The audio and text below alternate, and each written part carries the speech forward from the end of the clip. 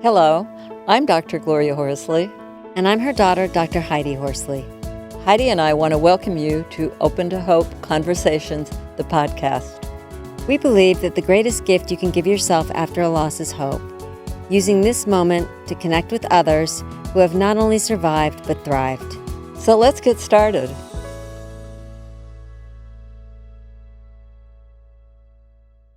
Welcome to the Open to Hope Show. I'm your host, Dr. Gloria Horsley, with my partner and co-host today, Dr. Frank Powers.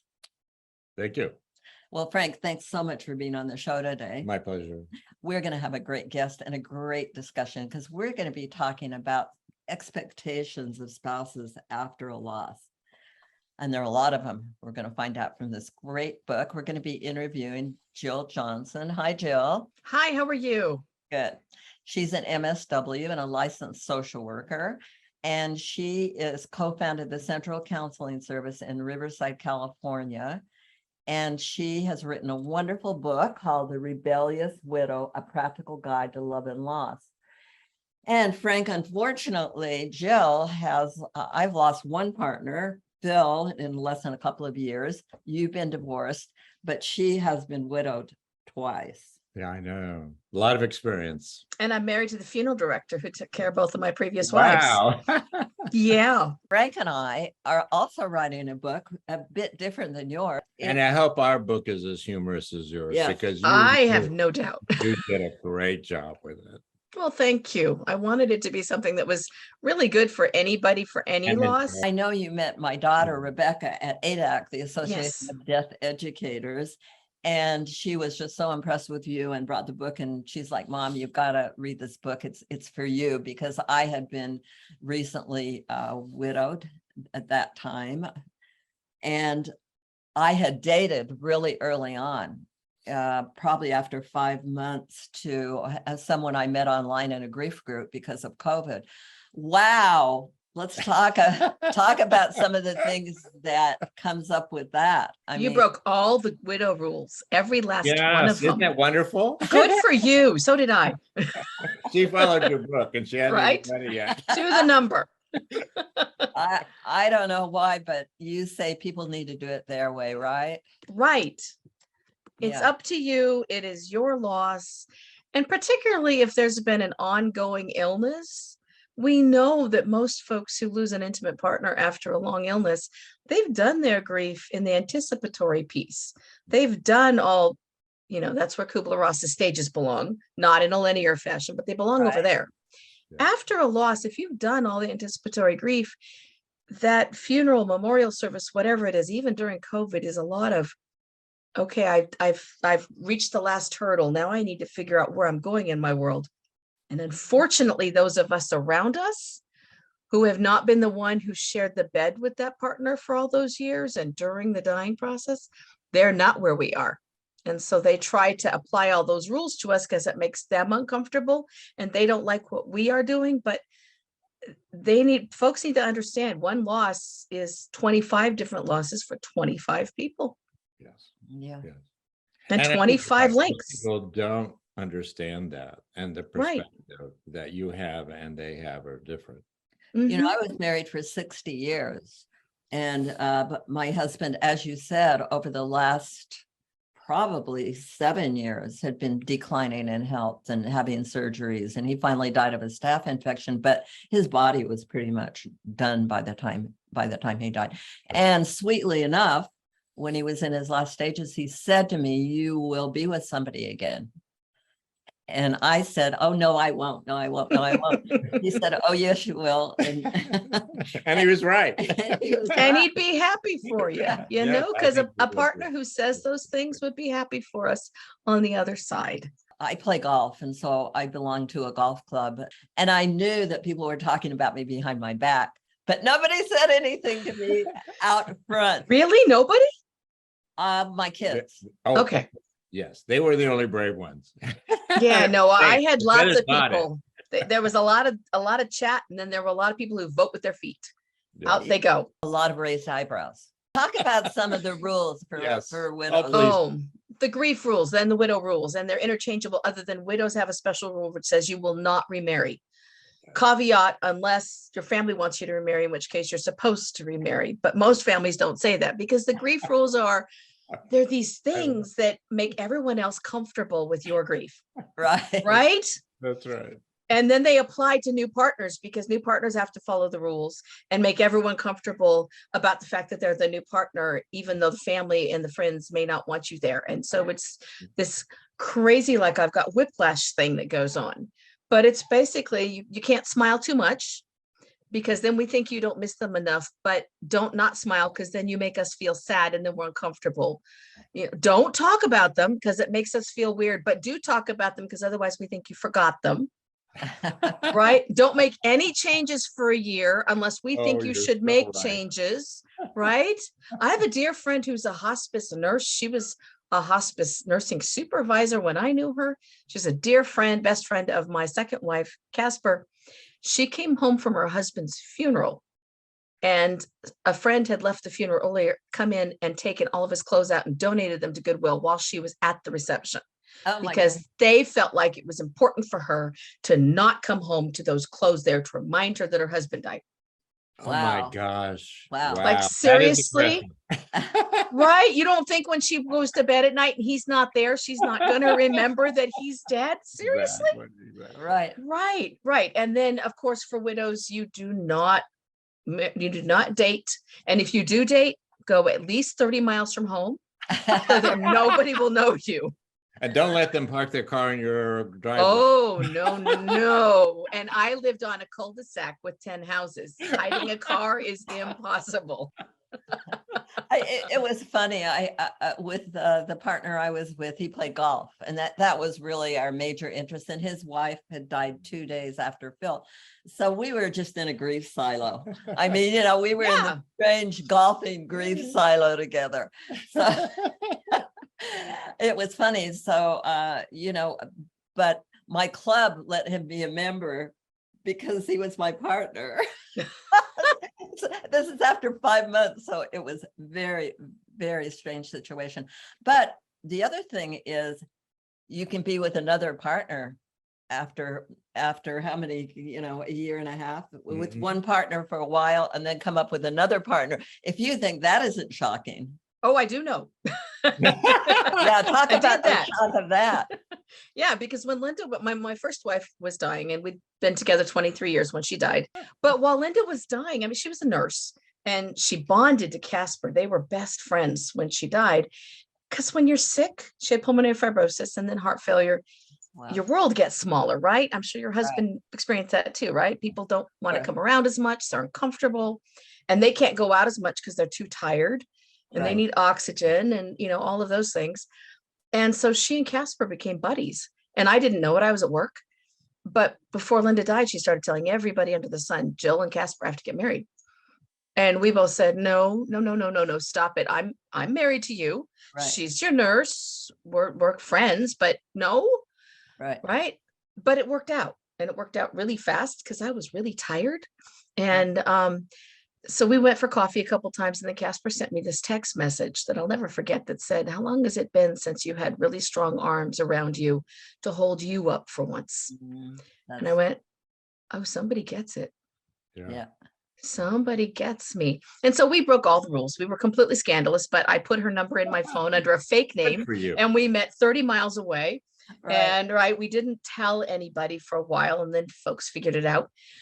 But I was set up by Linda. It was like Fantasy Island, Right. right? And now Fantasy She was Island's showing her back. love toward you by being concerned about you. She didn't want me to have to finish raising I had 3 teenage daughters Yes. who were all a year apart.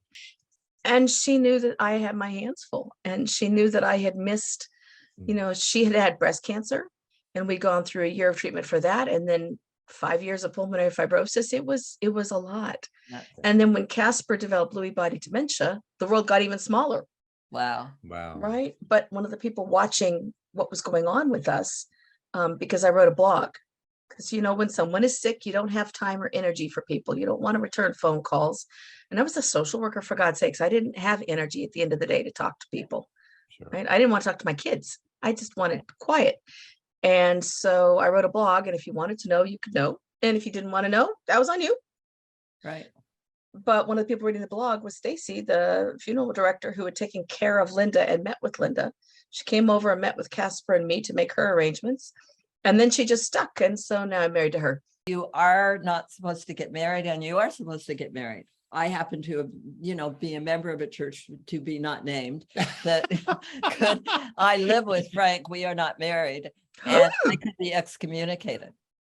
Yeah. Yeah. No, I have a former sister-in-law who was excommunicated by her church for living with her partner. Mhm. Yeah. So, yes, who knows who might knock at my door. Right. Right. And the funny thing is the rules are different for widows and widowers, right? Widows are not supposed to be married. Widowers are supposed to be available. And widowers don't like that rule either. Everybody wants to do grief their way. Right. Yes. It's basically stop telling us what to do. It should be hands off, let them figure it out. And if they pick a Exactly. partner that doesn't fit, And if it you doesn't know what? fit, You've yes. never been a widow or widower before. You get to learn. My daughter was complaining because I said I was going to get married. And because I felt like I should, honestly. And then Frank and I talked about it, and I decided I really don't have to get married. No. And it's been such a relief. And you were me. I think we're both. Frank and I actually met online, if you can believe it. I love that.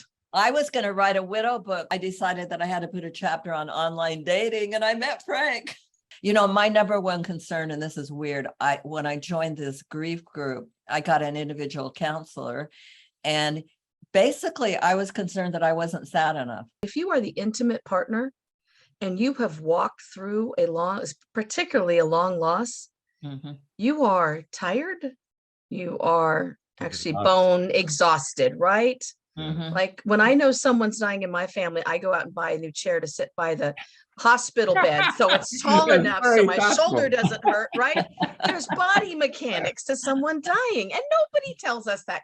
And you don't know all of the ways, and you don't know you need to have like energy drinks, not those energy drinks, the ones with the protein, right? You Right. need those because if you can't eat, at least get some protein in your body so your body can keep going.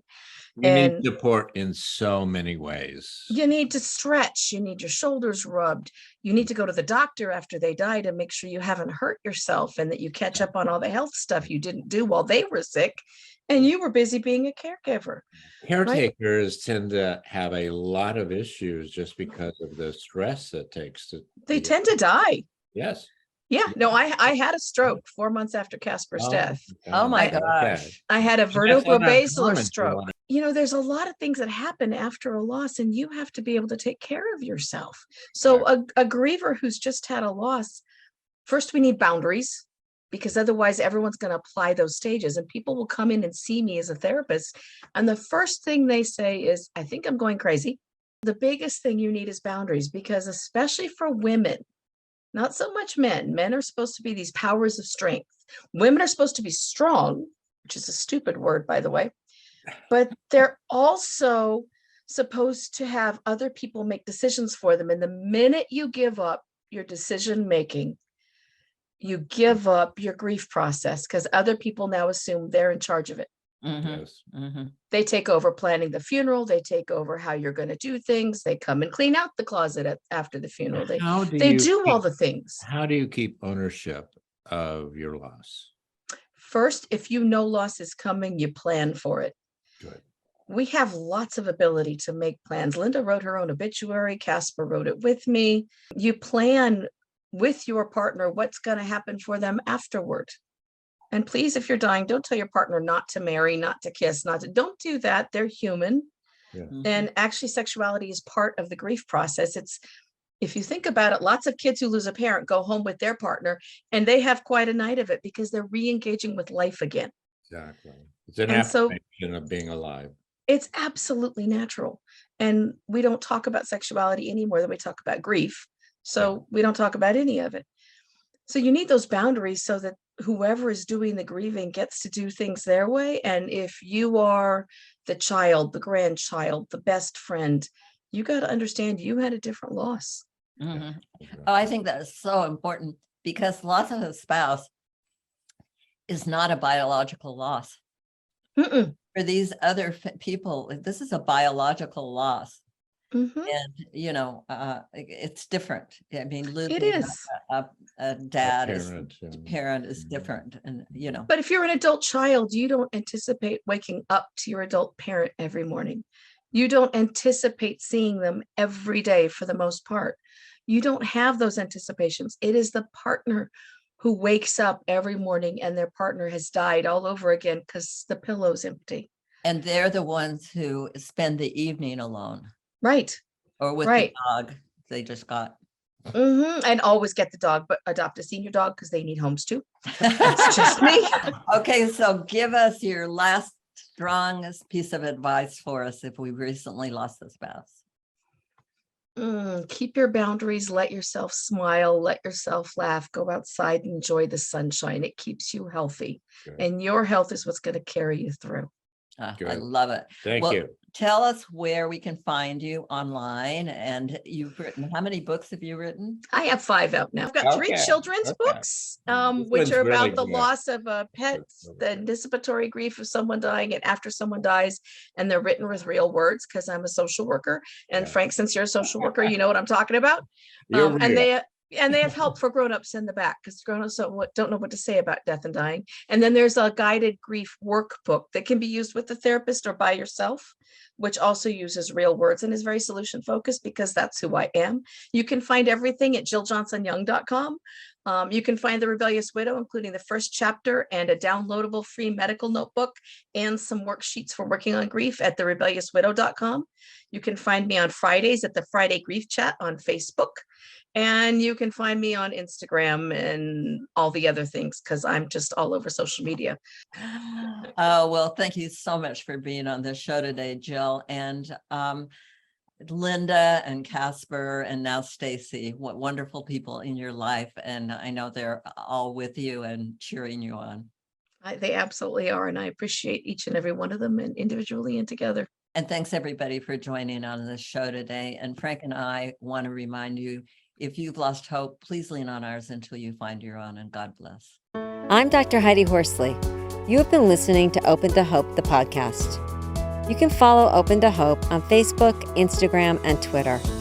To learn more, visit us at opentohope.com and go to Apple Podcasts to subscribe. I'm Dr. Gloria Horsley. Join us again next week for another Open to Hope conversation, where we invite you to lean on our hope until you find your own.